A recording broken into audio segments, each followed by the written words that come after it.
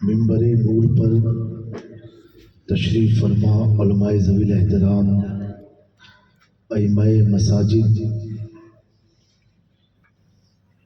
ثنا خان مصطفیٰ صلی اللہ علیہ وآلہ وسلم، میری نگاہوں کے سامنے بیٹھی ہوئی پیاری پیاری سنی عوام، پردہ نشین خواتین اسلام، السلام علیکم ورحمۃ اللہ تعالی وبرکاتہ۔ وعلیکم السلام ورحمۃ اللہ تعالی وبرکاتہ۔ احمد ربی اللہ خیر مالک مصلیا علی رسول المصطفیٰ وآلہ المستکملین الشرفاء وصحبہ اجمعین وبعد، فاعوذ باللہ من الشیطان الرجیم، بسم اللہ الرحمن الرحیم، ذالک الکتاب لا ریب فیہ ھدی للمتقین، صدق اللہ العظیم، ونحن علی ذالک لمن الشاہدین والشاکرین والحمد للہ رب العالمین۔ حضرات گرامی، آپ کے اس ڈونگر پور میں آنا ہوا ہے میرے خیال سے 2 بار، لیکن اسٹیج پر پہلی بار، اور یہ مدار کمیٹی کے نوجوان بھائیوں کی محبت اور ہمارے فیضان بھائی جن کے ذریعے آج میں آپ کی محبتوں کے درمیان میں بیٹھا ہوا ہوں، اتنے سارے علماء سے، آپ کے شہر قاضی سے لقاء کا موقع ملا، میں ان سب کا ممنون و مشکور ہوں۔ نقیب صاحب نے ایک بات کہی تھی دوران نقابت کہ پروگرام کے سلسلے میں، لیکن جب بلانے والوں کا مدار زندہ شاہ مدار ہو، سبحان اللہ، واہ، تب تو اولاد مخدوم پاک کو آنا ہی پڑے گا ڈونگر پور میں، بے شک، سبحان اللہ۔ اور علاقے کا نام ہے محلہ گھاٹی، لیکن گھاٹی تو کہیں دکھتی نہیں ہے آپ کو۔ بہرحال بڑا اچھا لگا، اور قاضی شہر میں آپ کو اور تمام اس علاقے کے ائمہ، مؤذن اور علماء کو مبارکبادی دیتا ہوں کہ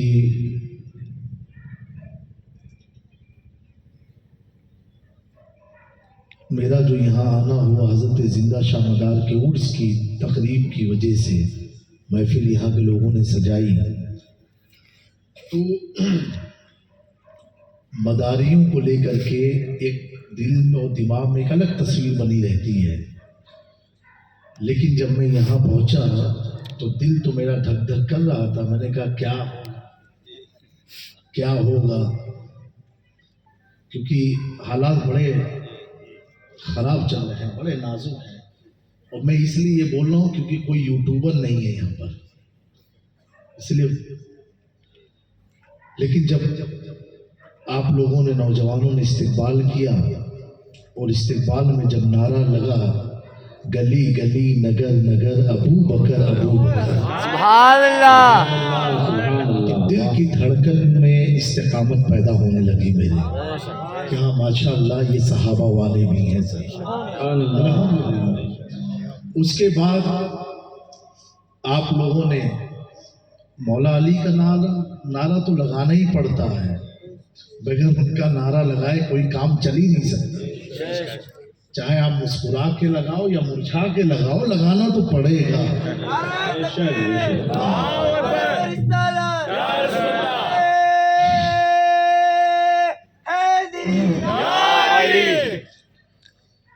پھر اور سب نعرے لگے، پھر جب یہ بھی نعرہ لگا عشق و محبت عشق و محبت، میں سمجھ گیا بالکل صحیح جگہ پر میں آیا، سبحان اللہ، یہ کنفرم ہو گیا الحمدللہ۔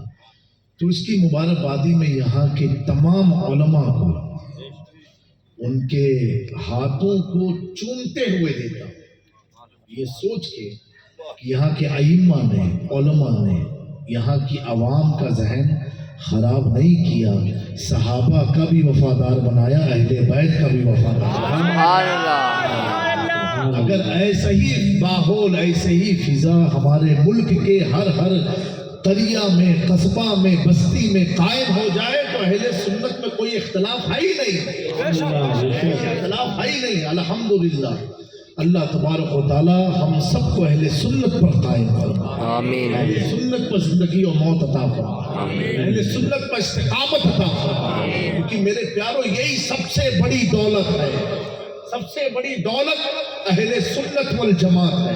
علماء کی موجودگی میں عرض کروں، حضرت مخدوم اشرف جہانگیر سمنانی، حضور غوث العالم، تارک السلطنت محبوب یزدانی، میر مخدوم اشرف جہانگیر سمنانی، جب ان کا نام جب امام احمد رضا لکھتے ہیں تو آگے یہ لفظ پڑھا دیتے ہیں جو کہ سلسلے چشتیہ کے سردار ہیں،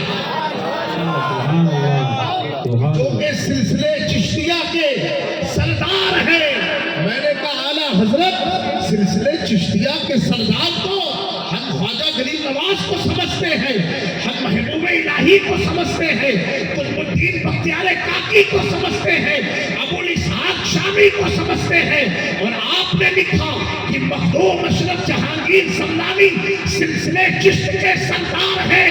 تب تک سودا کرام سے امام احمد رضا کی تربت سے آواز آتی ہے کہ میں نے اپنی مرضی سے نہیں، خواجہ کی بشارت کے اعلان سے۔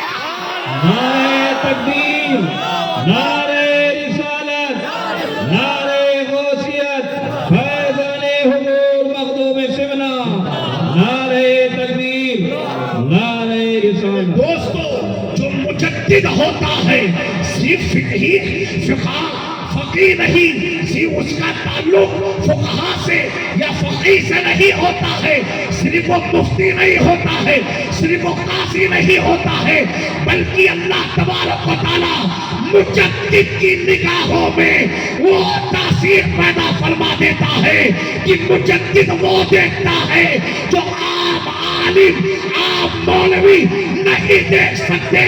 امام احمد رضا نے کہا، میرے خواجہ، ان کے راجہ نے فرمایا تھا مخدوم اشرف کی ولادت سے تقریباً 100 سال پہلے میرے سلسلے چشت میں ایک اشرف جہانگیر پیدا ہوگا جو سلسلے چشت کو اثر نو زندہ کرے۔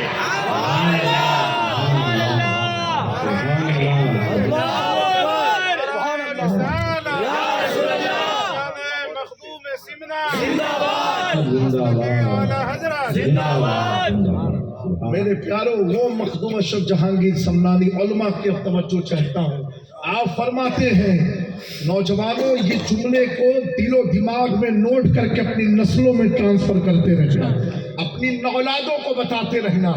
آپ فرماتے ہیں کہ اس فقیر کو اللہ نے جو سب سے بڑی نعمت عطا فرمائی ہے، جو سب سے بڑا انعام عطا کیا ہے، وہ یہ کہ اس فقیر اہل سنت والجماعت پر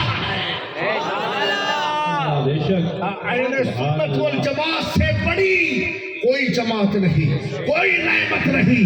ہمیں سب سے بڑی نعمت سے اللہ نے جو سرفراز کیا ہے، یہ مخدوم پاک فرماتے ہیں وہ کون سی نعمت ہے؟ اہل سنت والجماعت۔ کون سی نعمت ہے؟ اہل سنت والجماعت ہے۔ اہل سنت والجماعت کا مطلب کیا؟ اہل سنت والجماعت کی جو بنیاد ہے وہ بنیاد نفرتوں سے نہیں، محبت رسول سے جنم لیتی ہے، محبت رسول سے جنم لیتی ہے۔ اب جہاں جہاں محبت رسول ہے ہر سنی اسے اپنا کہے گا، جہاں جہاں حضور کا تعلق ہے ہر سنی اسے اپنا کہے گا۔ تبھی تو میرے امام نے کہا نا، اہل سنت کا ہے بیڑا پار، اصحاب حضور ناؤ اور نجم ہے، نجم اور ناؤ ہے، اطرت رسول اللہ کی ہے، حشر میں عزت رسول اللہ کی۔ میرے پیارو، یہ بڑا پرفتن دور چل رہا ہے، آپ اسی پر قائم رہنا. اور یہ دور اس لیے خراب ہو رہا ہے، اس کی وجہ یہ ہے کہ علماء کے انداز میں، علماء کے لباس کو انجینئر لوگ نے پہن لیا. جو خراب ہوا ماحول اب یہ ڈاکٹروں نے پہن لیا. جس کا جو کام ہے وہ اپنا کام کرتا رہے. اگر انجینئر آ کر کے داڑھی ٹوپی امامہ لگا کے بیٹھ جائے گا تو وہ جائے. میں نے پڑوس ملک کے ایک عالم سے پوچھا، میں نے کہا انجینئر نے بڑا فتنہ پھیلا رکھا ہے. کہا حضرت اس کی بلڈنگ کوئی سکسیس ہوئی نہیں. جو عمارت کو نہیں بنا پایا، جو چیز کے کام کیا، جس کی ڈگری ہے وہی انکمپلیٹ ہے، تو تمہارے ایمان کو کمپلیٹ کیسے کر پائے؟ کر سکتا ہے؟ اب ڈاکٹر ہے، ڈاکٹری فیل ہوئی ہوگی. سمجھے آپ میری بات کو؟ ایک ڈاکٹر تھا، وہ قبرستان جب جاتا تھا تو اپنے چہرے کو چھپا لیتا تھا. کیا کرتا تھا؟ چہرہ چھپا لیتا تھا. علاقے والے بولے کہ یہ ڈاکٹر جب قبرستان آتا ہے تو چہرہ کیوں چھپاتا ہے؟ تو علاقے والوں نے اسے گھیرا. کہا ڈاکٹر صاحب وجہ بتاؤ، جب تم قبرستان آتے ہو اپنے چہرے پر پردے کیوں رکھ لیتے ہو؟ کیا وجہ ہے؟ کیا وجہ آپ پردے رکھ لیتے ہو؟ ڈاکٹر صاحب نے جب پبلک کی تعداد دیکھی، جو حقیقت کی بیان کیا، کہا میں شرم سے پردہ کر لیتا ہوں چہرے پر. کہا کیوں؟ کہا اس قبرستان میں اتنے مردے لیٹے، سب میری دوا کھا کے سے. کبھی تو اعلیٰ حضرت نے کہا سونا جنگل رات اندھیری چھائی بدلی، کالی رات ہے سونے والے جاگتے رہیے، چوروں کی رکھوالی ہے. اس نے پردہ چہرے پر رکھا. کیوں رکھا؟ مردوں کی شرم سے اسے احساس ہوتا تھا کہ میری دوا کھا کھا کے یہ سب سوئے ہیں، تو پردہ رکھ لیا شرم سے. کس چیز سے؟ شرم سے، حیا سے بچنے کے لیے کہ میں تیرا چہرہ، تیرے سامنے اپنا چہرہ فیس نہیں کر سکتا ہوں، تو اپنے چہرے کو چھپا دیا. اللہ اکبر. اور ایک چھپانے والا مکن پور کی دھرتی پر بھی تھا. ایک چھپانے والا مکن پور کی دھرتی پر بھی تھا، جس نے اپنے چہرے سے کبھی پردہ نہ ہٹایا. جب قاضی شہاب الدین دولت آبادی حضور مخدوم اشرف جہانگیر سمدانی کے خدمت میں حاضر ہوتے ہیں، اور قاضی جونپور تھے، اور عرض کرتے ہیں حضور کیا اس بھارت میں کوئی آپ کی طرح بھی ہے؟ کسی کی مثال آپ کی طرح ہے؟ تو مخدوم کچوچا نے فرمایا جس طرح میں جنگل کا شیر ہوں، اسی طرح مکن پور میں میرا بھائی بدیع الدین زندہ شاہ بنا. نعرہ رسالت، ان سے زندہ شاہ مدار فیضان حضور مخدوم سمنا. میں آواز تم پتلی کر کے کھینچ دے رہا ہے. ایک بار درود پاک پڑھ لیجیے. اللہ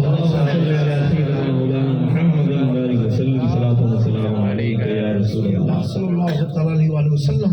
میرے پیاروں، حضرت قاضی شہاب الدین دولت آبادی یہ بہت بڑے عالم دین، بہت بڑے عالم کہ جن کے علم کی تعریف مخدوم اشرف جہانگیر سمنانی خود فرماتے ہیں.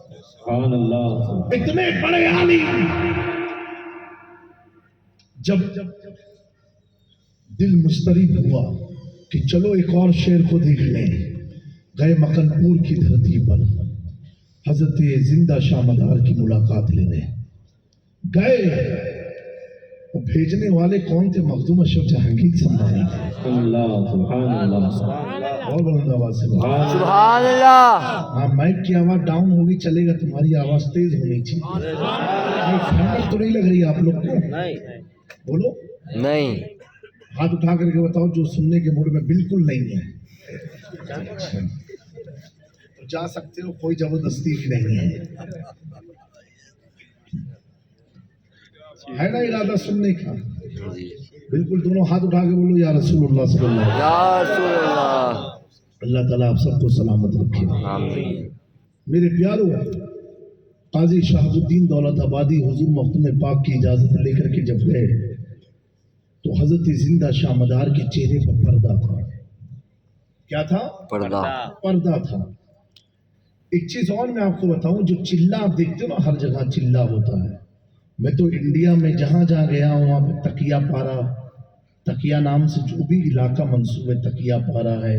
چھتیس گڑھ میں ہر شہر میں تکیہ پارا.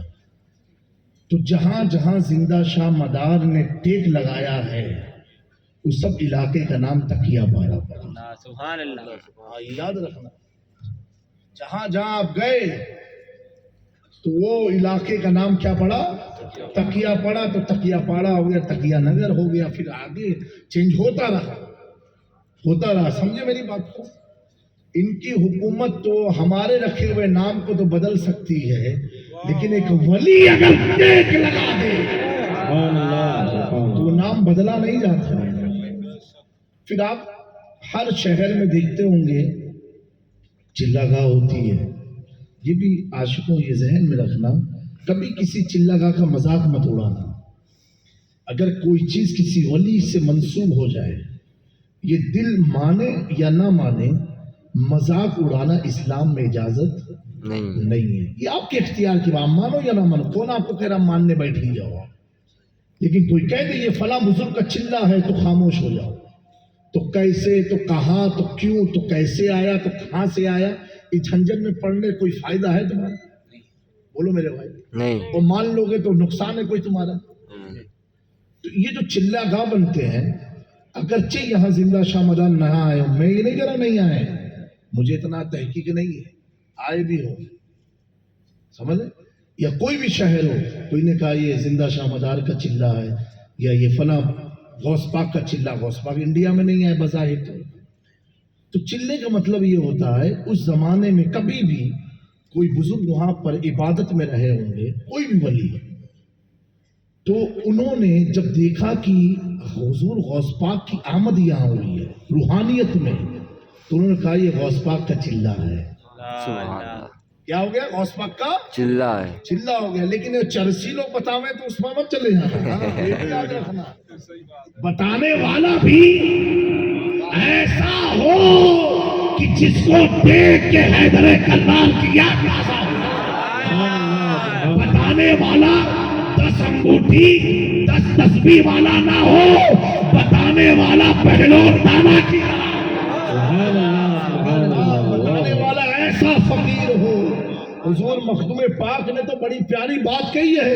آج تو ہر آدمی کہتا میں تو فقیر ہوں، میں تو فقیر ہوں، میں تو صوفی ہوں. ابھی یہ بھی ایک نیا ٹرینڈ چلا ہوا ہے کہ صوفی یعنی سب برابر. ارے سب برابر ہو ہی نہیں سکتے. جب قرآن کہہ رہا ہے کہ جنتی جہنمی برابر نہیں، تو ہم کون سا صوفی جو سب کو برابر کرتے؟ یہ سب بھی ایک نئے فتنے ہیں. اہل سنت پر رہنا، بس اتنا یاد رکھیے کہ سب برابر نہیں ہو سکتے. بھائی سب برابر ہے تو جنت کا کے لیے، جہنم کس چیز کے لیے؟ میرے پیارو، میں یہ عرض کر رہا تھا کہ ایسے ویسوں کی بات سے مت ماننا. حضور مخدوم پاک نے تو کلیئر کر دیا. آج آدمی کہتا میں صوفی ہوں، میں تو فقیر ہوں، میں تو ملنگ ہوں. تو اب اس کا ٹیسٹ کیسے کرنا ہے کہ نہیں؟ ہے کہ نہیں؟ کیونکہ دنیا میں آرٹیفیشل مال زیادہ ہے. تو پتا کیسے چلے گا کہ چائنا کا پروڈکٹ ہے کہ مدینے کا پروڈکٹ ہے؟ یہ بھی جاننا ضروری ہے. کتنی پیاری بات مخدوم اشرف جہانگیر سمنانی نے فرمائی. آپ فرماتے ہیں پیر صوفی فقیر وہ ہوتا ہے جس کی نگاہوں میں مٹی اور سونا برابر ہو جائے. جس کی نگاہ میں مٹی اور سونا برابر ہو جائے وہی فقیر ہوتا ہے. اب کسی فقیر کو پہچاننا ہو کہ مدینے کا فقیر ہے کہ چائنیز فقیر ہے، سونے کی انگوٹھی نظر میں دے دینا. فقیر وہ ہے جس کی نگاہ میں مٹی اور سونا. ایک جادوگر آیا جب ایمان لے کر کے اس نے 7 اینٹ مخدوم پاک کو سونے کی دی، ایسے دیا، آپ نے لے کر نیز شریف میں ڈال دیا، دوسری دیا نیز شریف میں ڈالا، تیسری دیا نیز 7 ڈال دی۔ آخر میں بولا کہ حضور معاف کیجئے گا۔ کہا کیا ہوا بابا؟ کہا حضور یہ سونے کی اینٹ تھی۔ کہا سونے کی تھی؟ حیرت سے پوچھ رہے مخدوم پاک، سونے کی تھی؟ بولے ہاں حضرت سونے کی تھی۔ کہا اچھا تو جاؤ نکال لو، جاؤ لے لو۔ جب وہ نیز شریف کے قریب گیا، پانی کو ہٹایا، اور ہٹانے کے بعد میرے مخدوم پاک فرماتے ہیں کمال الدین سنو، اپنی ہی اینٹ لے کے آنا، دوسروں کی نہ لے آنا، اپنی لے کے آنا۔ تو کمال الدین سمجھ نہ پائے، جب پانی کو ہلایا تو کیا دیکھا کہ نیل کے پانی کے نیچے پوری سونے کی اینٹ کی لادیاں بچھی۔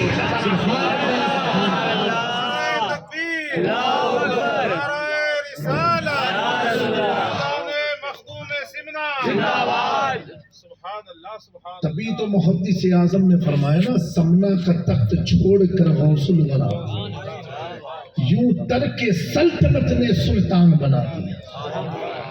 کیسا سلطان بنایا؟ ابھی میں نے لیٹسٹ پڑھا ہے، ابھی کہیں بیان نہیں کیا یہ واقعہ، بحر ذخار میں،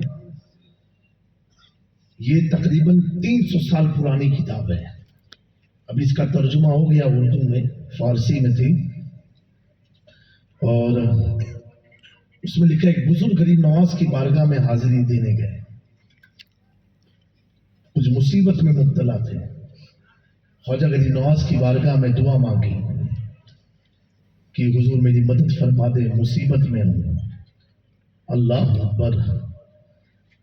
غریب نواز اس بزرگ کو اپنی تربت کے قریب، جو وہ کھڑا ہو کر کے دعا مانگ رہے تھے، وہ اللہ کے ولی، تو خواجہ غریب نواز اس بزرگ کو سمجھا رہے ہیں، کہہ رہے ایسا کرو کہ تم چلے جاؤ کچھوچھا میں، اور وہاں جانے کے بعد مخدوم اشرف جہانگیر سمنانی کی بارگاہ میں جاؤ، سبحان اللہ، اور ان کی چوکھٹ پر کھڑے ہو کر کے یہ پڑھو، اے اشرف زمانہ زمانے مدد نما، ترہائے بستراز کلید کرم کشا۔ یہ کون کہہ رہا ہے؟ خواجہ غریب نواز بتا رہے ہیں، اشرف نے ہم دریا دریا بسین عدارت، دشمن ہمیشہ پرغم با ذکر دوست دارت۔ کہا اے اللہ کے ولی، تم جاؤ مخدوم کچھوچا کی بارگاہ میں، اور ان کی چوکھٹ پر کھڑے ہو کر کے یہ ربائی پڑھو، یہ ربائی تیری ختم نہ ہوگی، تیرے مسائل ختم ہو جائیں۔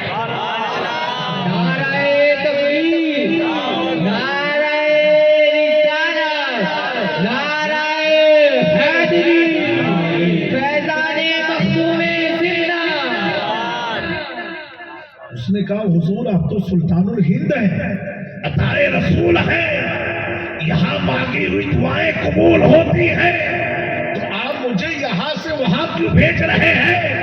خواجہ غریب نواز فرماتے ہیں اس لیے سنو، جب سے مخدوم اشرف نے اپنا قدم بھارت کی دھرتی پر رکھا ہے، اللہ نے تمام مسائل، تمام پریشانی کا حل مخدوم اشرف کی بارگاہ میں متعین کر دیا، فیصلہ کر دیا ہے کہ بھارت کی مسائل کہیں اور سے نہیں، سلطان اشرف کی چوکھٹ سے حل ہوتی ہے۔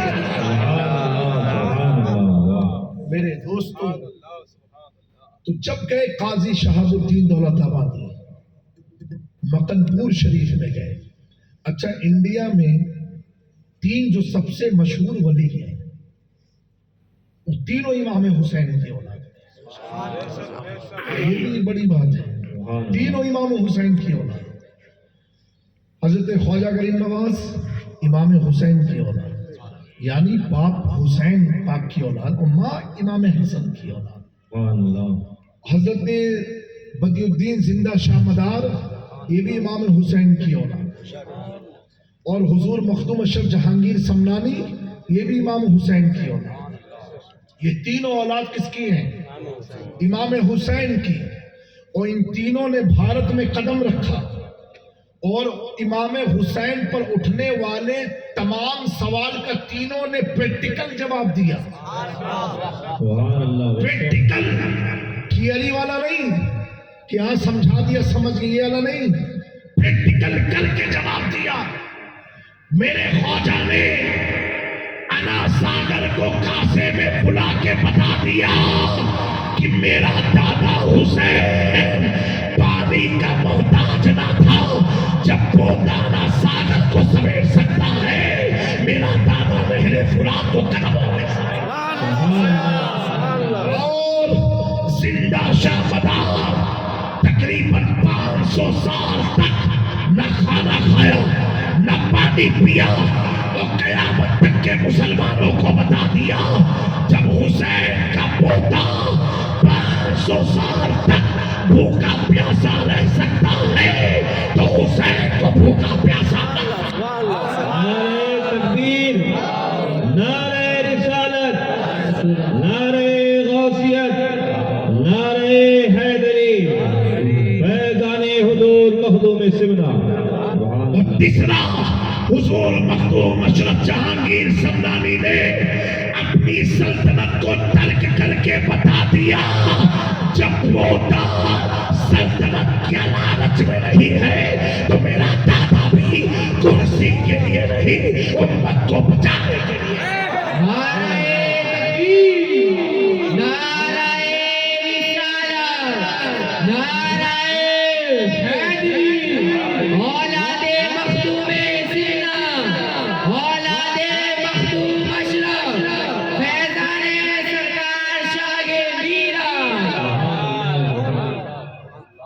قاضی صاحب جب جانے لگے مکن پور شریف تو مخدوم پاک نے فرمایا کہا دیکھو بہت جلالی بزرگ ہیں، ادب سے پیش آنا، ادب کے ساتھ رہنا.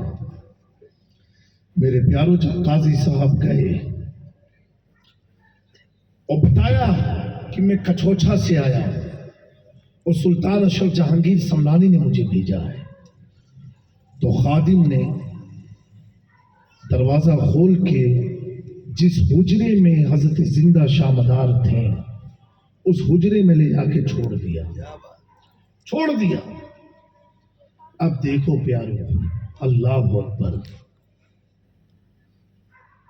قاضی صاحب نے سلام محبت پیش کر کے عرض کیا کہ حضور بڑا نام آپ کا سنا ہے اور مجھے مخدوم اشرف جہانگیر سمنانی نے آپ کی خدمت میں بھیجا ہے.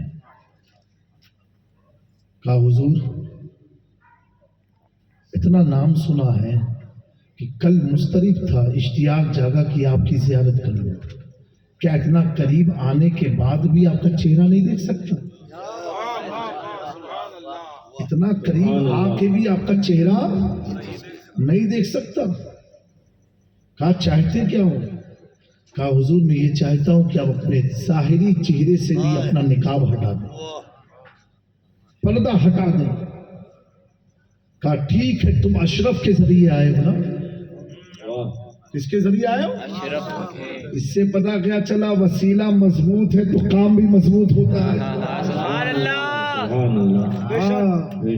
وسیلہ لے کے چلو تو کامیابی ہے. کیا ہے؟ کامیابی ہے. ایک بزرگ نے لکھا جب میں مدینہ شریف حاضری دینے جاتا تھا تو اس وقت تک حضور کی بارگاہ میں حاضری نہیں دیتا تھا جب تک چاروں طرف یہ نہ سرچ کر لوں کہ آل رسول ہے کہاں.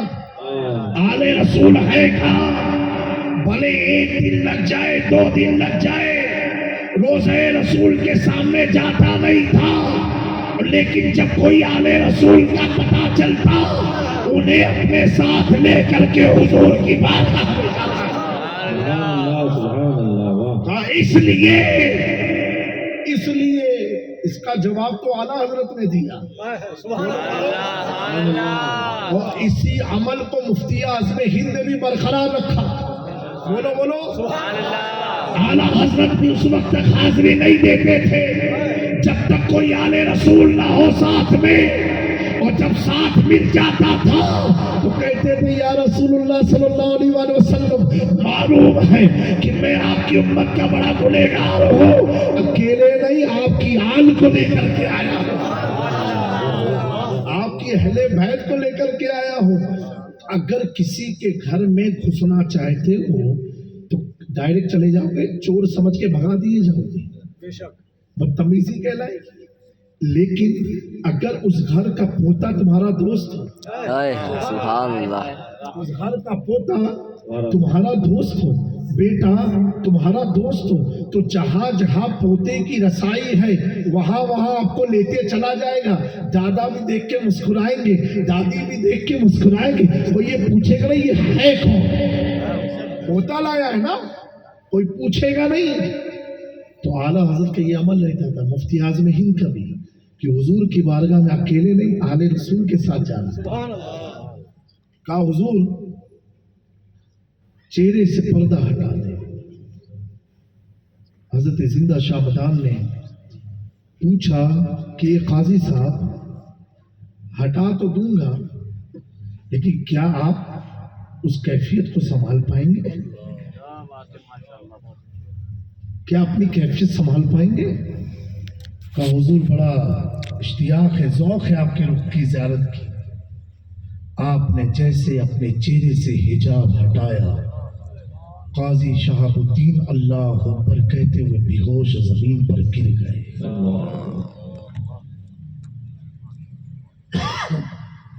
گر گئے بے ہوش۔ کچھ لمحے کے بعد جب اٹھے، زندہ شاہ مدان نے کہا قاضی صاحب کیا ہوا؟ کہا حضور میں آپ کے جلووں کو دیکھ کے میں یہ حیران ہو گیا، جب آپ کے جلوے کی تاب میں نہ پایا، بے ہوش ہو کے گر گیا۔ تو جس نے آپ کو بنایا ہے اس رب کعبہ کے نور کو قاضی کیا کیسے دیکھا؟ نعرہ تکبیر، نعرہ رسالت، زندہ شاہ مدار، فیضان حضور مخدوم سمنا۔ یہ ایسے بزرگ ہیں، یہ ایسے اولیاء تھے کہ جنہوں نے اگر خالص مولوی بھی آ جاتا تھا باغات میں تو اسے عارف بنا بنا دیا کرتے تھے۔ جو کتاب کو پڑھنے والا ہوتا تھا اسے لوہے محفوظ کی کتابیں دکھا دیا کرتے تھے، اور اگر کوئی چور کوئی جائے نہ جائے اسے کتب و ابدال بنا کے اپنی خانقاہ سے بھیج دیا۔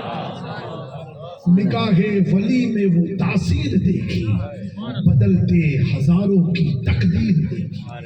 اے نوجوانوں، زندہ شاہ مدار یہ خمبات کبھی آپ لوگ آؤ، آج بھی وہ جگہ موجود ہے جس جگہ پر حضور پاک صلی اللہ علیہ وسلم نے حضرت زندہ شاہ مدار کو 7 یا 9 لقمے کھلائے تھے۔ کتنے نے کھلائے تھے؟ 9۔ خواب میں نہیں، حقیقت میں آج اس کو حضرت خضر کی ٹیکری کے نام سے جانا جاتا۔ سبحان اللہ۔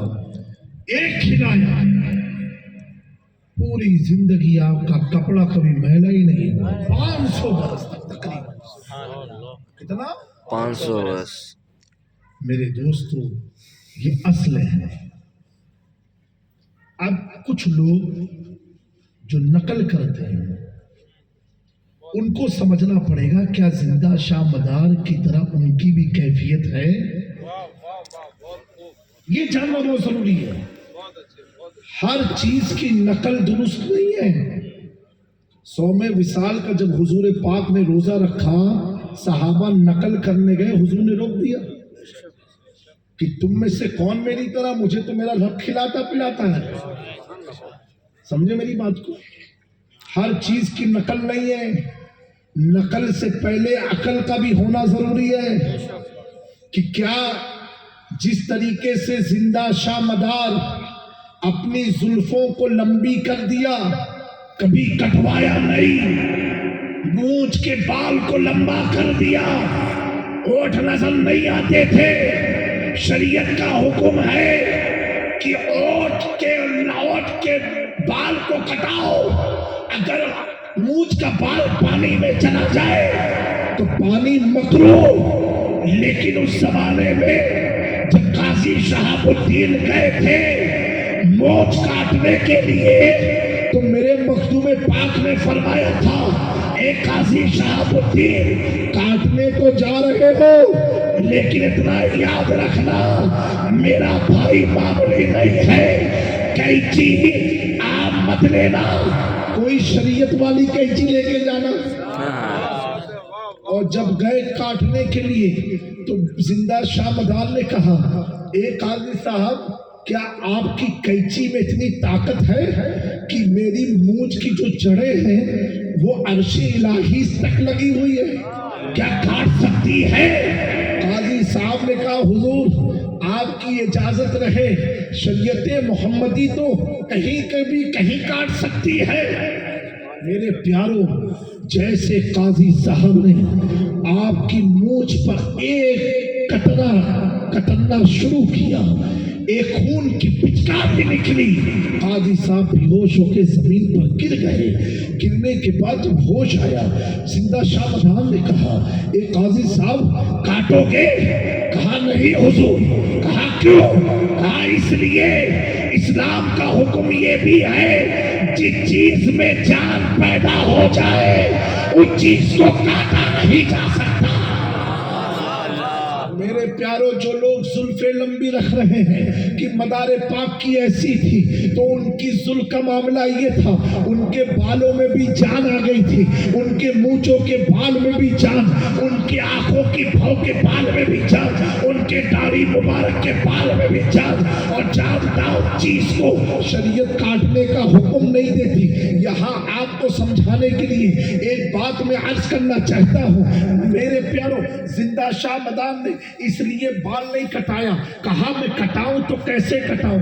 आका करीम ने अपना हाथ मेरे सर पर रखा है, अगर कोई मुझे बता दे इस बाल पर हाथ था इस पर नहीं था तो उसको काटता चला जाओ। जिंदा शाह मदान पूरी जिंदगी बाल इसीलिए नहीं कटाया कि हुजूर ने रखा, और हुजूर ने जब हाथ रखा तो अब बाल न रहा, बाल में भी जान पैदा हो गई, बाल में भी जान पैदा हो गई। पता क्या चला? मेरे आका बेजान बाल पर हाथ रख दे तो जानता हो जाए। तभी कोई मेरा इमाम कहता है तू जिंदा है वल्ला, तू जिंदा है वल्ला, मेरी जश्न आलम से छिप जाने। जो बेजान बाल पर हाथ रखे जानदार हो जाए तो हुजूर की जिंदगी का आलम क्या होगा? मेरे दोस्तों, मामला ये है, कुछ लोग मिसगाइड हो गए, नहीं उन्होंने रखा। अब सुनो, जिंदा शाह मदार किसके बेटे? मौला अली के। किसके? मौला कायनात के। एक हदीस और है, हजरत अली रज़ी अल्लाह तआला अन्हु एक बार हुजूर की बारगाह में 2 अंगूठी पहन के आए। कितनी? 2। एक किसी जाहिल ने कहा अंगूठी कितनी पहननी है जामी मियां तय करेंगे कि कौन तय करेगा? मैंने कहा जामी मियां ना करेंगे ना तू करेगा, ये शरीयत तय करेगी, ये शरीयत का काम है। 2 पहन के आए। हुजूर पाक सल्लल्लाहु अलैहि वसल्लम ने फरमाया, ए अली तुम्हारी नाजुक उंगलियों में 2 अंगूठी अच्छी नहीं लग रही हाथों में, एक मुझे दे दो। मौला अली ने उतार के मौला हजरत नबी पाक की खिदमत में पेश किया। मौला अली फरमाते हैं कि मैं यहाँ तक कि मेरी मौत वाक़ हो गई, फिर मैंने पूरी जिंदगी 2 अंगूठी पहनी ही नहीं। तो अली वाले हो, अली 1 पहने तुम 5 पहनो, सोचो जरा, सेंस का इस्तेमाल करो। मौला अली 1 पहने और चाहने वाला करे नहीं 5 पहनेंगे। कम से कम चाहने वाला ऐसा कर लेता कि मौला अली ने 5 वक्त की नमाज पढ़ी, मैं 15 वक्त की पढ़ूंगा, तो कुछ समझ में भी आए बात? ये समझ में नहीं आया। मौला अली ने अपने घर का खाना गरीबों को दिया, खुद भूखे रहे, और तेरा हाल ये दूसरों का खा दिया, ये समझ में नहीं आया। मौला अली शराब के करीब गए भी नहीं, تو کہتا جب تک چلم جلتی نہیں معرفت کی بات کھلتی استغفر اللہ. مولا علی کہے جو نشیڑی ہے اس سے میرا کوئی تعلق نہیں. اور تو نشہ کرنے والے کو کہنے رہے تو ہی پکا مولا ہے. مسلمانوں سوچو حضرت مولا علی کس کے باپ ہیں؟ اگلی بار میں تھوڑا اچھا. مولا علی کس کے باپ ہیں؟ زندہ شاہ مدار. سنیے ابھی یہاں مائک والے کو مت دیکھو غصے میں، بھی اپنے ہی بھائی ہیں. ہاں تم لوگ تو سب اس کو بیٹھو. یہ سمجھنے کی بات ہے نوجوان. کس کے باپ ہیں مولا علی؟ زندہ شاہ مدار کے. ٹھیک ہے، زندہ شاہ مدار کے زلف مبارک سبحان اللہ بہت بڑی. اور مولا علی کی شروع میں رکھی تھی زلف، بعد میں جب غسل کی تعلق سے آیت نازل ہوئی، حضور پاک صلی اللہ علیہ وسلم نے فرمایا کہ غسل جنابت میں یعنی اسلامی طور و طریقے سے نکاح کرنے کے بعد آپ جب بیوی سے ہم بستری کر لو، صبح جو نہاؤ یا رات میں نہاؤ اسے غسل لے جنابت کے بارے میں فرماتے حضور نے فرمایا اگر ایک بال بھی سوکھا رہ گیا، اس کی جڑ تک تری نہیں گئی پانی کی، تو آدمی پاک نہیں ہوا. پاک؟ ہاں آج کل یہ جو یورپین ٹرینڈ چلا ہوا ہے نا، ہم تو الحمدللہ یوروپ میں بھی بالٹی اور مگا مانگتے ہیں. وہ کھڑے ہوئے شاور کا ایسے سے نہا لیے سب سوکھا رہ جاتا ہے. تو میرے دوستو کم سے کم اپنی پاکیزگی کا خیال رکھو، پاک ہو کہ نہیں. مولا علی فرماتے جب حضور کا یہ فرمان میں نے سنا اس کے بعد میں نے کبھی بڑے بال رکھے ہی نہیں، چھوٹے بال رکھے. چھوٹے سے جو چاول کے برابر نہیں، تم چھوٹے باریک بال، پوری زندگی باریک بال میرا گزار دیا. کیوں؟ کہیں ایسا نہ ہو کہ میری جڑ کا ایک حصہ سوکھا رہ جائے اور غسل نہ ہو اور میں ناپاکی کی، جبکہ وہ ایسے پاک کہ جن کی طہارت کی قسم خدا ان کی پاکیزگی ایسی. اور سارے بچے اسپتال فلا فلا جہاں پیدا ہو، میرا علی خدا کے گھر میں یعنی اللہ نے بتا دیا علی کو ناپاک نہ سمجھنا. جس کی جائے پیدائش کو خدا اپنا گھر بناتا ہے تو علی کی پاکیزگی کا عالم کیا.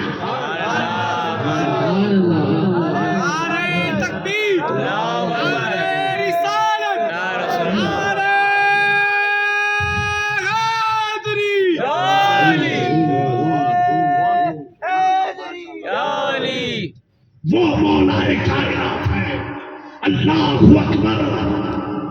بریلی شریف میں ہم نے تقریر کی تھی، اس میں ہم نے ایک نام گنایا کہ حضور نے کلمہ پڑھایا تو ابو بکر بنے تو وہ بنے، اس میں مولا علی کا نام نہیں لیا، حضرت امیر معاویہ کا نام لیا. تو کچھ کٹ ملوں کے فون آئے میرے پاس، کہا آپ نے مولا علی کو نام ہی غائب کر دیا. میں نے کہا آپ اگر عالم ہوتے تو یہ سوال ہی مجھ سے نہ پوچھتے. اس کا مطلب آپ کو مولا علی سے عقیدت نہیں ہے کیا؟ ان سے محبت نہیں ہے؟ کہا ہے ابھی تو فون کیا. میں نے کہا فون نہ کرتے آپ کتاب پڑھ لیتے تھے. اور میں سمجھ رہا ہوں آپ مولائی سمجھتے ہو لیکن آپ جاہل ہو. کہا کیوں حضرت؟ میں نے کہا سنو، یہی تو علی کی فضیلت ہے کہ سارے صحابہ نے نبی پاک کو دیکھ کے کلمہ پڑھا ہے اور علی کے بارے میں آیا ہے. علی نے اس وقت کلمہ پڑھا تھا جب عالم ارواح میں اللہ نے فرمایا یہ میرا آخری نبی ہوگا. اس وقت علی کی روح نے کہا لا الہ الا اللہ.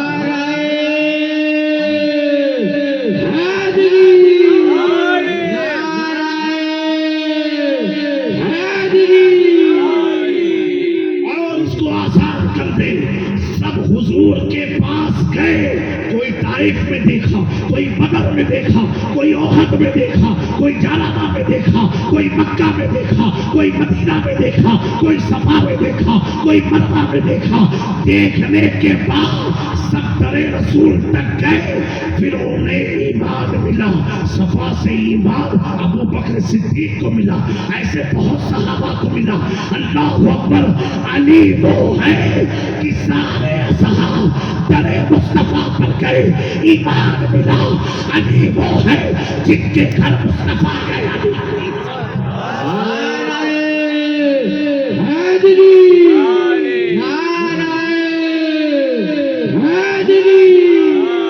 میرے دوستو، علی والے بننا ہے تو سچائی سے بنو، نہ تو ہم کو چھوڑو، کل قیامت کے دن فرشتے بعد میں نپٹیں گے تمہیں، مولا علی پہلے نپٹائیں گے، کہیں گے میرے نام کا مس یوز کیا۔ وہ مولا علی خیبر کو جب اکھاڑ سکتے ہیں تو کروڑوں کو ایک ساتھ نچا دیں گے، وہ میدان محشر نچا دیں گے، وہ ناچنا نہیں ہے، پٹک دیں گے بالکل۔ میرے پیاروں، غدار نہیں وفادار بنو۔ آج حضرت بڑا بے چین دل رہتا ہے، سکون دل کا چھن گیا جیسے، تو میں نے کہا جب گلے میں چین رہے گی تو سینے میں سکون کہاں سے رہے گا؟ وہی تو نے ٹانگا ہے گلے میں چین، اسی کے نیچے دل ہے جو علی علی کرتا ہے، علی علی کرتا ہے، علی علی کرتا ہے۔ اب علی علی دل کہے اور خلاف علی چین ہو تو یہ دل کو چین کہاں سے ملے؟ حضرت لڑکے ہمارے ایکٹیو نہیں ہیں۔ میں نے کہا گل ہے، جب تو نے ہاتھ میں کڑا پہنا دیا ایکٹیو کہاں سے؟ تو عورت بن گئے، اب ان کو تو گھر ہی میں رہنا پڑے گا۔ ہم نے آج کا زمانہ دیکھا کہ عورتوں نے کڑے اتار دیے، مردوں نے پہن دیے۔ عورتیں بچائی چوڑی سے کام چلا رہی ہیں، شوہر کے پاس پیسہ ہی نہیں آ رہا کہ کڑا پہنا، وہ خودے پہننے میں مست ہے۔ میرے پیاروں، اے نوجوانوں، یہ ہنسنے کی بات نہیں، غفلت کی نیند سے جاگ جاؤ، جاگ جاؤ۔ اور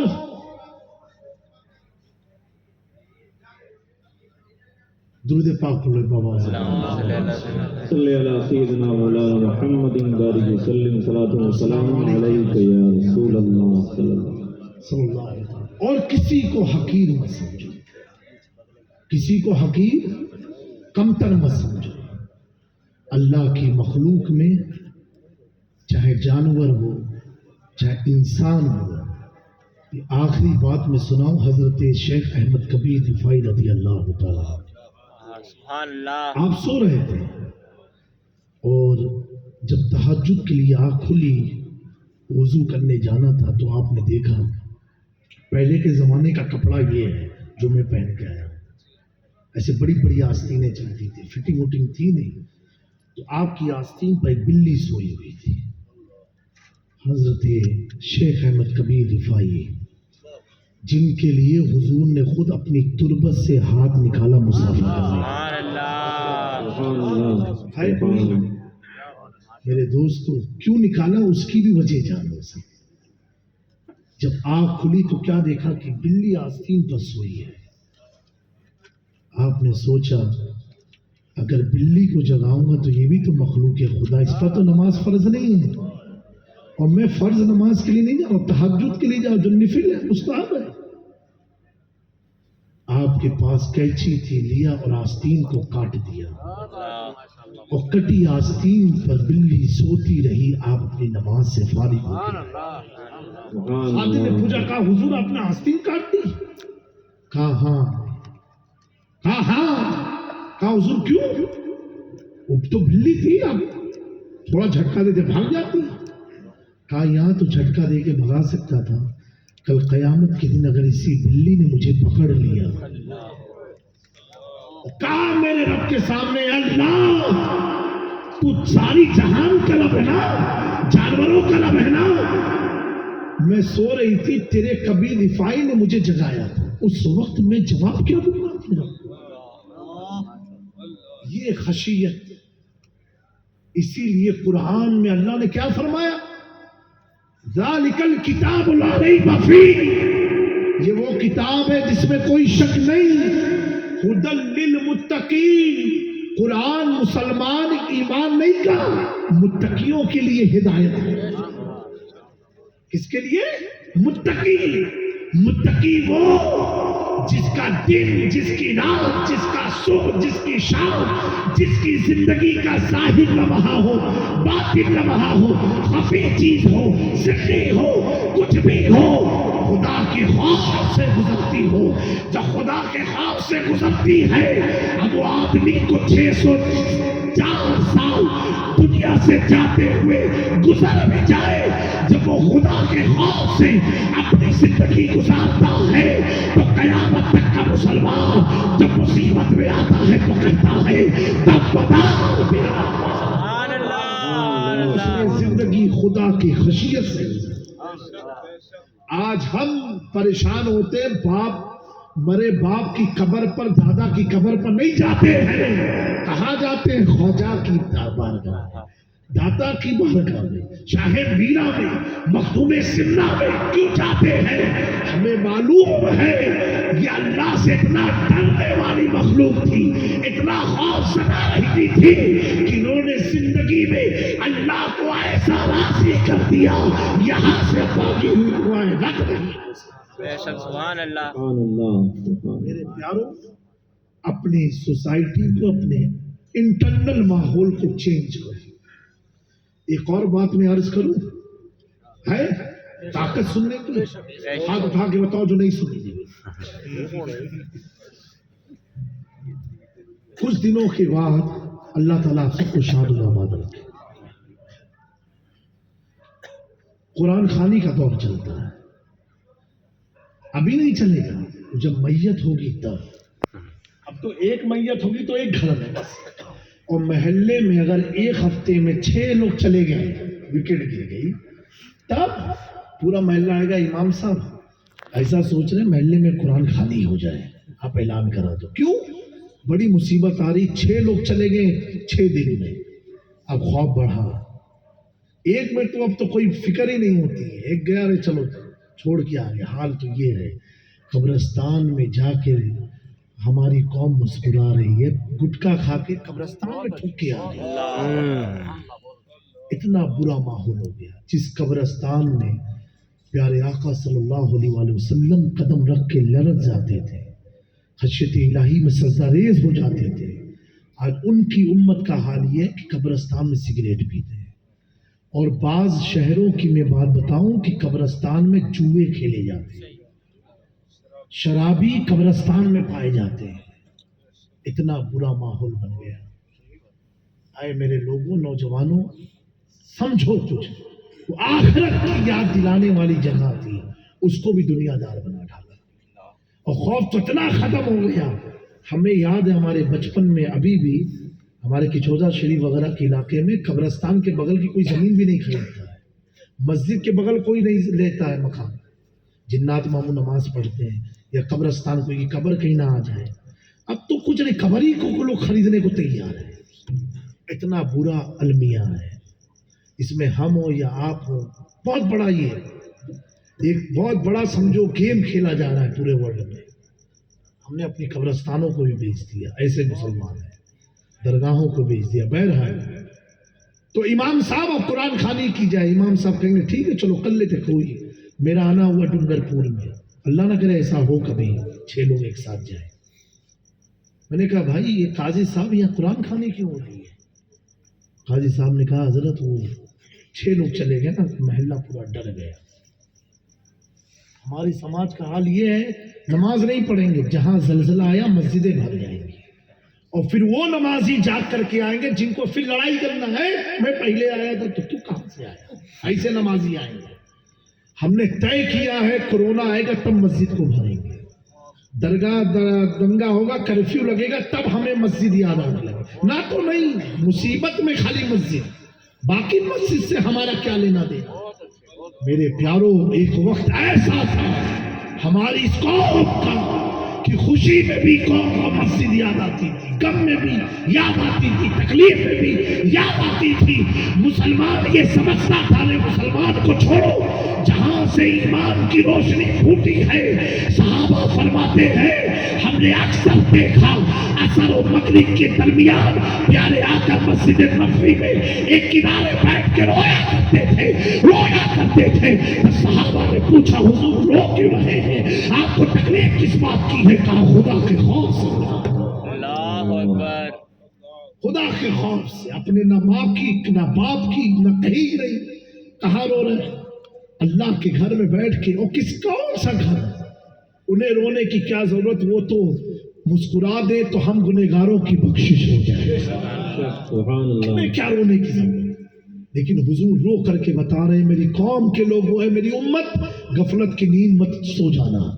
جو محبت جب اپنے رب سے بنا کرتا ہے، جو کہ محبوب ہے، حبیب ہے، جس کے سر پر ولا سوف یؤتیک ربک فترضی کا تاج سجایا گیا، جب وہ مصطفیٰ میں اتنا خوف ہے تو غلامان مصطفیٰ میں کتنا خوف ہونا۔ سبحان اللہ، سبحان اللہ۔ لیکن میرے پیاروں، سننا سن کے سن مت ہو جانا، اپنے دلوں میں اٹھا۔ یہ ہوا، میں نے ایک نوجوان سے پوچھا کہ بیٹا قرآن خوانی کیوں ہو رہی ہے؟ کہا حضرت ایسا ایسا معاملہ ہوا۔ میں نے کہا تو پڑھ تم رہے ہو، اس سے مردے کو کیا فائدہ ملنا ہے؟ وہ تو چلا گیا قبر میں، قبرستان میں۔ کہا سنا ہے کہ سالے ثواب کرنے، قرآن جتنا پڑھیں گے گھر والے اتنا اس کی روح کو اللہ سکون دے گا، اس کے قبر کے مشکل مراحل کو اللہ آسان بنا دے گا۔ میں نے کہا ایسی بات ہے؟ بولے ہاں، یہ آپ کا بیان کردہ عقیدہ جو آپ نے علماء حق سے سنا۔ نوجوانوں اب سوچو، ایک مردی لاش کو رکھ کر کے آپ قرآن پڑھ رہے ہو، تسبیح پڑھ رہے ہو، کیوں؟ تاکہ اس کے اعظام میں تخفیف ہو جائے، اس کی قبر منور ہو جائے، اس کی قبر کے اندھیرے دور ہو جائے، اس کو ثواب ملے، اللہ اس کی مغفرت فرمائے، یعنی انشاءاللہ وہ سکسیس ہو جائے، کامیاب ہو جائے۔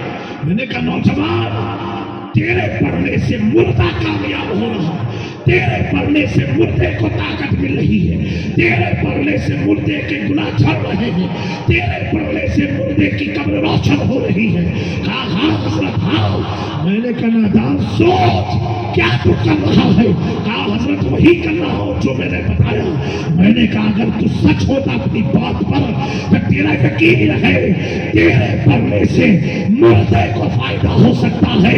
اے کاش مردہ ہونے سے پہلے تو پڑھ لیا ہوتا تو تو بھی زندگی میں کامیاب ہو جاتا، تیری دنیا کامیاب ہو جاتی، تجھے رزق حلال مل جاتا، تیری بچیوں کی شادی ہو جاتی، تیری دنیا کی ظلمت والی زندگی کو اللہ نور میں تبدیل کر دیتا، تیرے چہرے پر جو فسق تھا اسے سنت رسول صلی اللہ سجا دیتا۔ لیکن میری قوم کا حال یہ ہے، اللہ اکبر، نہ خدا ہی ملا، نہ اظہار سمن، نہ یہاں کے رہے نہ وہاں کے رہے۔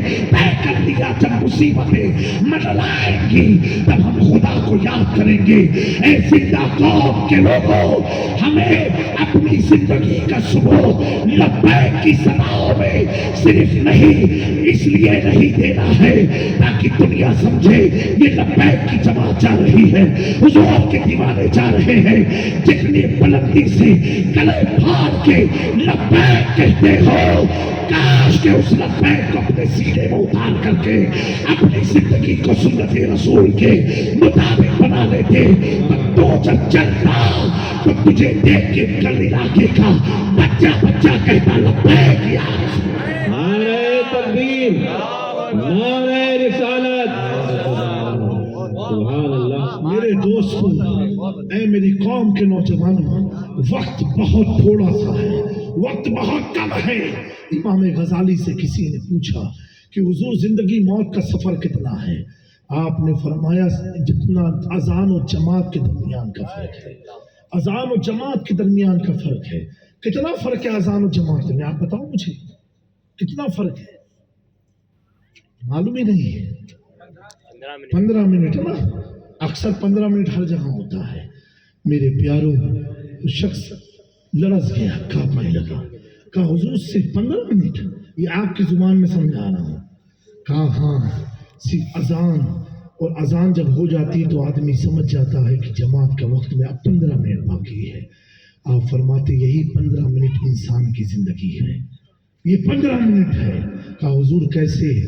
کہا جب مسلمان گھر میں بچہ پیدا ہوتا ہے، ایک کان میں اذان دی جاتی ہے، دوسرے کان میں اقامت کی جاتی ہے، اور اقامت کے بعد جماعت کا کتنا فرق ہوتا ہے؟ مشکل سے 1 منٹ 30 سیکنڈ. آپ فرماتے انسان کی زندگی غافل 15 منٹ بھی نہیں 30 سیکنڈ کی ہے، صرف 30 سیکنڈ کی ہے. کہا 30 سیکنڈ؟ بولے ہاں. ایک کان میں اذان دے کر کے دوسرے کان میں اقامت دے کر کے بچے کو بتا دیا جا رہا تیری نماز کا وقت بھی قریب ہے. حضرت امام غزالی فرماتے ہیں اللہ اکبر، اے غافل انسان، اگر تو سیکنڈوں کو سمجھ جائے تو اپنے رب سے جا ملے گا، اور ملنے اس حالت میں ملے گا، پاکی میں ملے گا، پاکیزگی میں ملے گا، حضور کی محبت کو لے کر کے ملے گا. اے میرے نوجوانوں، اب یہ کبھی مت سوچنا کہ 60 سال 80 سال 90 سال ہم جئیں گے. اب زندگی موت کا آپ نہیں، ہمیشہ کبھی کوئی بھروسہ نہیں رہا. کورونا کال میں دیکھا نہیں 70 سال کا بوڑھا زندہ رہ گیا، 27 سال کا نوجوان چلا گیا. اللہ نے بتا دیا کہ زندگی موت تیرے حساب سے نہیں ہے، اللہ نے جو مقرر کیے اس کے حساب سے ہے. تو میرے پیارو، حضرت علی رضی اللہ تعالیٰ عنہ ہر رات جب سوتے تھے یہ سوچ کے سوتے تھے کہ صبح مجھے ہو یا نہ ہو، سارے معاملات کو حل کر کے سوتے تھے. اس کا سب سے آسان طریقہ کیا ہے؟ جب آپ رات میں بستر پر جاؤ وضو کر کے سو، اور 80 مرتبہ استغفر اللہ ربی من کل ذنب واتوب الیہ پڑھتے رہو 80 بار. اتنا لمبا نہیں پڑھ سکتے ہو، استغفر اللہ استغفر اللہ استغفر 80 بار پڑھو، اور پڑھنے کے بعد دائیں بائیں اپنی طرف پھونک لیا کرو. اور جب نیند نہ آتی ہو، میں نہیں کہوں گا واٹس ایپ مت چلاؤ، مجھے معلوم ہے نہ کہنے کے بعد بھی آپ چلاؤ گے، کیونکہ مجبوری ہو گئی ہے. کیا ہو گئی ہے؟ مجبوری ہو گئی ہے. اس کی بھی ایک وجہ میں بتاؤں آپ کو. سائنس کیا کہتی ہے؟ جو موبائل میں ریزز ہوتے ہیں نا، ریز، جیسے موبائل ہے تو ابھی یہ رکھا ہے، آدمی 5 منٹ میں 10 بار موبائل کو چیک کرتا ہے ایسے ایسے، جبکہ رنگ ٹون آن ہے پھر بھی اس کے ہاتھ میں موبائل. کیوں؟ یہ جو اس کے اندر ریز ہے نا، وہ آپ کی ہتھیلی، ہماری جو ہتھیلی ہے نا، اس کو آپ جب اس سے دیکھیں گے، ایک لینس آتا ہے تو آپ کو چھید نظر آئیں گے، بڑے بڑے سوراخ. تو اس کی ریز جو ہوتی ہے ان سوراخ کے ذریعے ہمارے جسم میں سرایت کر گئی ہے. تو اب کیا ہوا؟ بغیر اس کے چین ہی نہیں ہے. ہمیں معلوم ہے کہ رنگ ابھی کوئی نہ لائٹ جلی ہے، رنگ ٹون آن ہے، وائبریشن بھی آن ہے، پھر بھی ہم اٹھا کر کے دیکھتے ہیں، کیونکہ اٹیچمنٹ اتنا بڑھ گیا ہے ریز کی وجہ سے. سمجھے میری بات کو؟ یہ سائنٹیفک ریزن ہے. میرے دوستو، بار بار آدمی ہاتھ میں لیتا ہے، تو میں یہ اگر یہ کہوں کہ آپ موبائل واٹس ایپ رات میں مت چلاؤ، فیس بک مت چلاؤ، تو یہ میرا بولنا لغو ہو جائے گا، عبث ہو جائے گا، بیوقوفی کی بات مانی جائے گی، کیونکہ آپ کے اندر سرایت کر گئی ہے وہ چیز. اور ایک لمحے میں ایک جملہ سن کے آپ نہیں روکنے والے، اس کے لیے آپ کو خانقاہ میں بیٹھانا پڑے گا، 40 دن آپ کو چلہ کرانا پڑے گا، تب پروسیس ہے، لمبا پروسیس ہے. لیکن اگر اللہ کا فضل شامل ہو جائے تو سیکنڈوں میں انسان کی تقدیر سنور جایا کرتی ہے. اس کے فضل پر سب ہے، انسان کوشش کر سکتا ہے، فضل اس کا ہوتا ہے. اگر اس کا فضل شامل ہو تو شراب کے نشے میں لیتا ہوا بے دم جس کو بیوہ کا کوئی آدمی گلے نہ لگاتا ہو، لیکن جب اس کا فضل شامل ہو بے دم کے ساتھ، تو وارث بیوہ اگر اپنی قدموں کی ٹھوکر لگا دے، کہنے بے دم ہو، تو اب دنیا اسے شرابی نہیں، بے دم شاوار سے یہ نام ہے. میرے دوستو، یہی فرق ہوتا ہے ایک عارف کے کہنے پر ایک عالم کے کہنے میں. فرق اتنا ہوتا ہے، عارف جب کہتا ہے اے اللہ یہ چور نہیں ہے، اسے تو کتب بنا دے، تو عبد القادر کی زبان سے اللہ اسے کتب بنا دے. اور عالم پڑھاتا ہے، وہ منزل نہیں طے کرا سکتا. تبھی تو جلال الدین رومی نے تو کہا تھا، مولوی ہر کس کا شوق مولا رو، مولانا کبھی مولا رو بنے نہیں سکتا جب تک اس کی تقدیر میں شمس ابریز جیسا بھی. میرے دوستو، یہی فرق ہوتا ہے ایک عالم میں ایک عارف میں. وہ کہہ دے تو بات ختم ہو گئی، اور ہم کہتے رہ جائیں، محنت کراتے رہ جائیں. اللہ تعالیٰ ہمارے جملوں میں اثر باقی رکھے، اس کی تاثیر ہمیں اور آپ سب کو عمل کی توفیق۔ تو ریزز ہوتی ہے جو بار بار ہمیں لیتی ہے، ہاتھوں میں کی طرف لیتی ہے۔ اب میرے پیاروں ایک ریز کی بات میں سنا دوں آپ کو، یہ خواجہ غریب نواز جو اجمیر کی دھرتی پر آرام فرما رہے ہیں، آج پوری دنیا امریکہ کا راشٹرپتی بھی چاند پر بھیج رہا ہے۔ وجہ کیا تھا؟ یہ ہے ہمارے ہاتھوں میں سیٹلائٹ کی ریزز چلی گئی ہے۔ سمجھے میری بات کو؟ خواجہ غریب نواز ایک بیٹھک میں 30 قرآن پڑھتے ہیں، ایک بیٹھک میں 30 قرآن، 30 پارے نہیں 30 قرآن ایک بیٹھک کا مطلب کیا ہوتا ہے؟ بیٹھ گئے 30 پڑھ کے ختم کر دیا، پارے نہیں 30 قرآن۔ اور سنو، ایک قرآن جب پڑھ لیتے تھے رک جاتے، پھر پڑھتے پھر رک جاتے، ایک قرآن پڑھتے رکتے، پھر پڑھتے ایک قرآن مکمل قرآن پڑھتے پھر رک جاتے۔ کسی شخص نے پوچھا، ایک دیوانہ تھا خانقاہ میں، کہا حضور جب مسلسل 30 پڑھ رہا ہے بیچ بیچ میں آپ رکتے کیوں ہیں؟ رکتے کیوں ہیں؟ تو آپ فرماتے ہیں جب تو نے پوچھ لیا تو راز کی بات کھول لیتا ہے۔ یہ خواجہ صاحب کی بات کر رہے ہیں جن کے ہم سب دیوانے ہیں، بولو بچن کے سبحان اللہ۔ خواجہ غریب نواز نے کہا جب تو نے دیوانے پوچھ لیا تو سن لے، راز کھول دیتا ہوں۔ کہا حضور کیا معاملہ ہے؟ کہا ایک قرآن پڑھتا ہوں ہاتھ میں لے کر کے جب مکمل ہوتا ہے اور اللہ کی بارگاہ میں عرض کرتا ہوں، اے اللہ کیا تو نے میرے قرآن کو پڑھ سنا؟ تو رب کیا جب تک آواز نہیں آتی تب تک معین الدین دوسرا قرآن پڑھنا شروع نہیں کرتا۔ جب رب کہتا ہے اے معین الدین میں نے تیرے پڑھے قرآن کو اپنی قدرت سے سن لیا، پھر میں دوسرا قرآن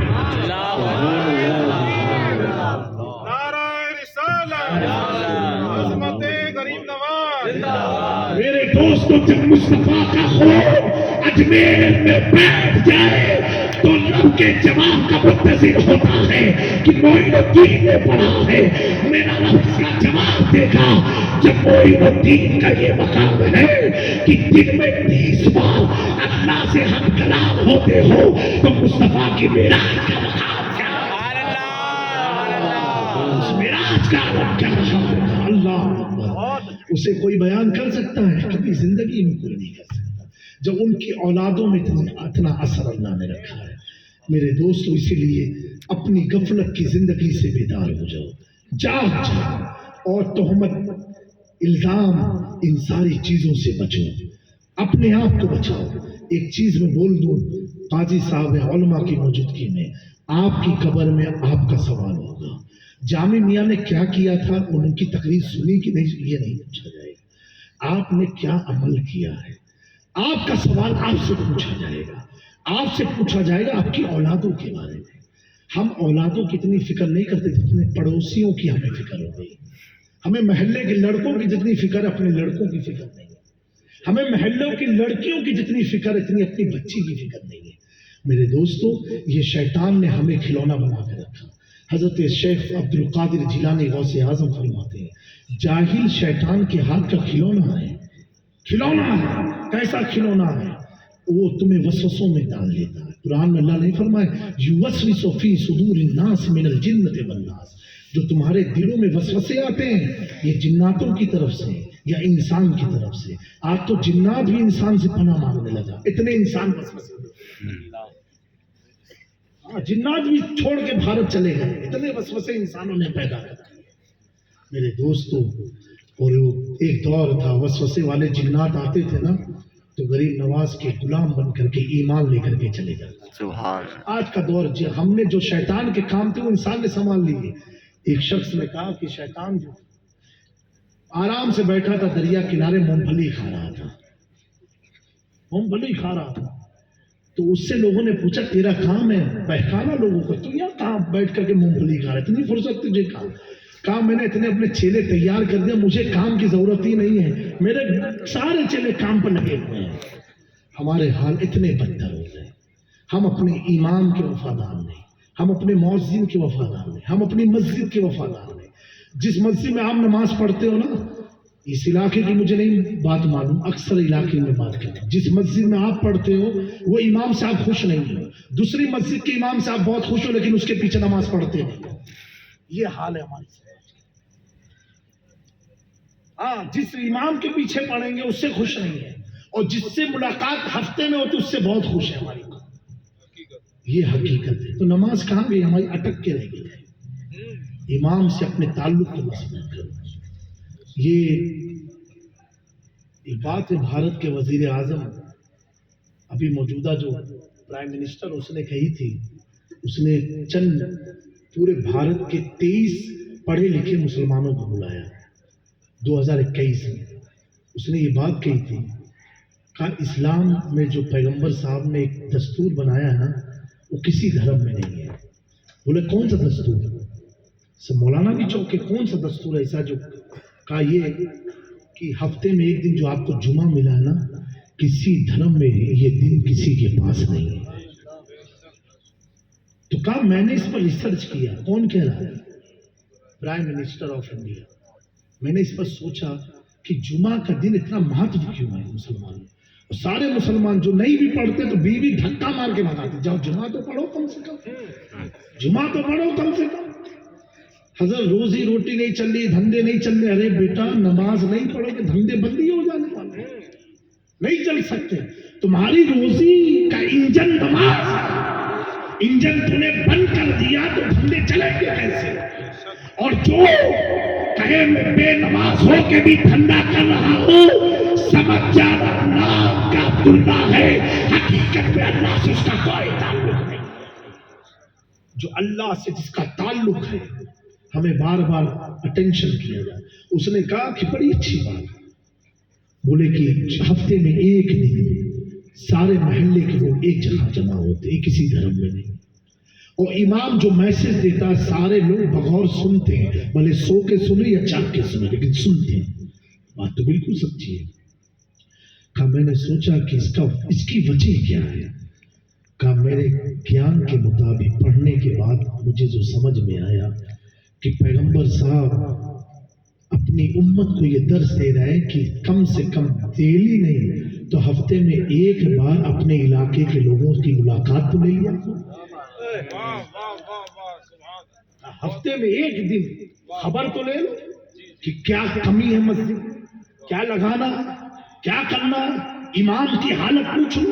اگر امام پسند نہیں آئیں گے تو آپ خود کہو گے امام صاحب نہیں تھی, امام صاحب نہیں تھی. سمجھ میں آئے گا ہاں امام صاحب بیمار اس لیے نہیں آئے. اب ان 100 میں سے 10 جائیں گے امام کے پاس, امام صاحب کیسی طبیعت ہے. محلے کا بڑا پٹھان صاحب نہیں ہے, کیا وجہ ہے ان کی طبیعت خراب ہے. تو ہفتے میں ایک دن پیغمبر صاحب نے ایسا دستور دیا کہ سارے مسلمان جمع ہو جائے اور آپس میں ایک دوسرے سے مل جائے. تو اسلام وہ دھرم ہے جو ملانے کا کام کرتا ہے, بانٹنے کا کام. میرے پیاروں مل کر کے محبت کے ساتھ رہو اور حضور کی سنت کو عام کرتے رہو. اپنے علماء کی امام کی قدر کرتے رہو. قدر ایسی کرو اگر آپ کی محلے کا امام کسی پان کی دکان پر نظر آ جائے یا چائے کے ہوٹل پر نظر آ جائے اور آپ بیٹھے ہو, اگرچہ آپ کے سر پر ٹوپی نہ ہو, آپ کرسی چھوڑ کے اپنے امام کو بیٹھا دو. اگر امام نہیں بھی ہے, کوئی داڑھی والا بھی ہے, داڑھی دیکھ کر کے کرسی چھوڑ دو. تو رمیش بھائی سوچنے پر مجبور ہو جائیں گے, جو قوم اپنے امام کی اتنی تعظیم کرتی ہے تو کربلا کے امام کی کتنی تعظیم. یہ اسلام ہے. یہ مت سوچو اگر کسی بھی داڑھی والے کو دیکھو اسے عزت دو, یہ سوچ کے کہ تم سے وہ اچھا ہے, تم سے وہ بہتر ہے, اس کے لیے کرسی چھوڑ دو. سامنے والے اس کو کیا معلوم یہ مولانا ہے کہ نہیں ہے, لیکن داڑھی دیکھ کے وہ سمجھ جائے گا یہ نوجوان اپنے مولانا سے اتنی محبت کرتا ہے. یہ اسلام ہے. ایسے آپ پھیلو گے تو پھیلتے چلے جاؤ گے انشاءاللہ تبارک و تعالیٰ. میرے کوئی بھی جملے اگر آپ کو تلخ لگے ہوں میں معافی چاہتا ہوں, لیکن میری باتوں پر اللہ مجھے اور ہم سب کو عمل کی توفیق عطا فرمائے, ہم سب کو ایک بنائے, نیک بنائے, اہل سنت پر قائم فرمائے اور دشمنوں سے محفوظ فرمائے, اور ہمارے سینے میں حضور کی محبت کا اللہ غلبہ عطا فرمائے.